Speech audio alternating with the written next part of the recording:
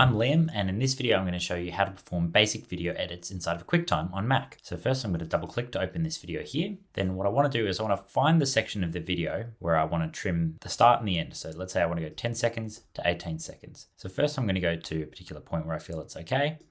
I'm going to press Command and Y on my keyboard. And you'll see it brings up this window down here. And I'm going to move along this little red line here to the part where I want to end the clip. And then I'm going to press Command Y again. Then all I do is I delete this end clip and I delete this beginning clip just by clicking on them. I click Done. Then when I'm ready, I go File, Save. So let's call this Test Video Cut. Now we can see we've got this video here.